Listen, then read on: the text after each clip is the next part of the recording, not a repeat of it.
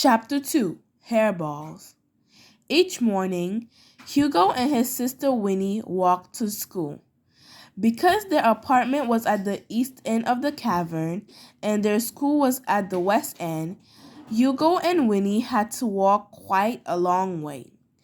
The cavern floor was icy cold against their bare feet, and their breath made cloudy puffs as they walked along. Do you think sharks would eat a Sasquatch? Hugo asked Winnie. Don't be a pinhead, Hugo, said Winnie. She was always grumpy in the morning.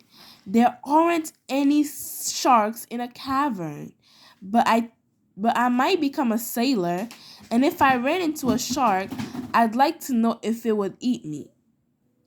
Sasquatches don't become sailors, Winnie told him. Maybe sometimes they do, Hugo said. No, never, said Winnie firmly. Winnie didn't stop in front of apartment 1B. She gave a quick rap on the door. The door opened and her friend Hazel came out. Winnie and Hazel rubbed their elbows together and bumped their hips together and then said, Haka Maka Momo. That's because they were in a secret club, except it wasn't very secret since everyone at school knew about it. Anyway, the only thing they ever did in the club was make their own lip gloss. Right behind Hazel came Hazel's younger sister, Gigi. She was small Sasquatch, as Sasquatches grow. She had 3 thin braids down the right side of her head and a very good posture.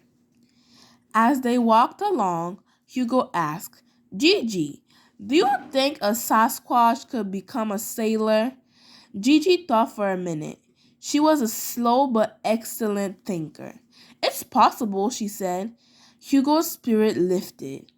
But, Gigi added, the Sasquatch will have to be very careful not to be seen by humans. Of course, Hugo nodded seriously. A Sasquatch could never be seen by humans. That was the most important rule. He'd need a boat too, said Gigi. That was no problem, thought Hugo. Sasquatches were good builders. They could build just about anything from logs. And he would have to bring along 5 barrels of blackberries and 20 jars of acorn butter for the trip, Gigi added. Right, said Hugo. He'd bring 30 jars of acorn butter since that was his favorite thing to eat. And do you think a shark would eat a Sasquatch? Hugo asked. Gigi snorted. Of course not.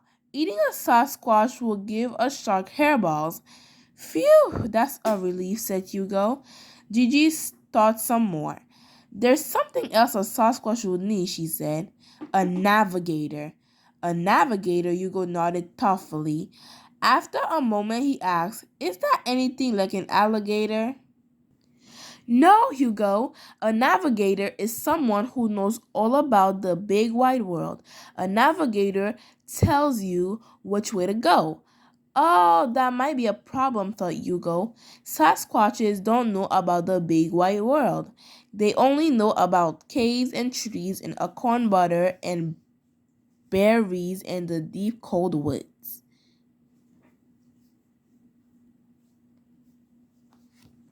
Don't forget to like and subscribe for Chapter 3.